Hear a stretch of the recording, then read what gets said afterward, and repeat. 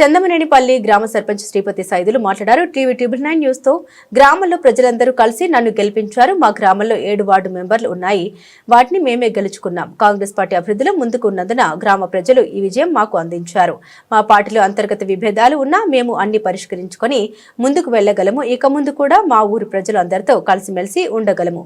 పార్టీలతో సంబంధం లేకుండా గ్రామాన్ని అభివృద్ధి చేసుకుంటాం. మా గ్రామ ప్రజలకు ధన్యవాదములు.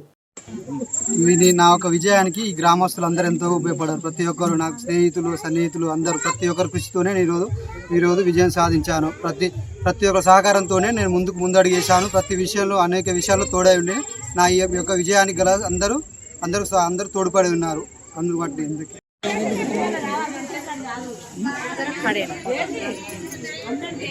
ఈరోజు స్థానిక సంస్థ ఎన్నికల్లో చెన్నమనేనిపల్లి గ్రామంలో మేము మద్దతు తెలిపినటువంటి మా అభ్యర్థి శ్రీపతి సైదులు ఇతర మెంబర్స్ అందరూ అన్నిటికీ 7 వాళ్ళు గెలిచి ఈరోజు సర్పంచ్ భారీ మెజార్టీతో గెలిచినాము. దీనికి ప్రజలందరికీ చాలా కృతజ్ఞత తెలుపుకుంటున్నాను. దీంట్లో ప్రతి ఒక్కరు సహకారం ఉంది.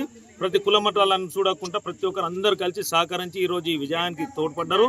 రానున్న రోజుల్లో మా గ్రామం ఎప్పుడైనా ఆదర్శమైన గ్రామము. మల్లెపల్లి మండలనే మాది ఆదర్శమైన గ్రామం. ప్రతి ఒక్కరికి ఈ విషయం తెలుసు.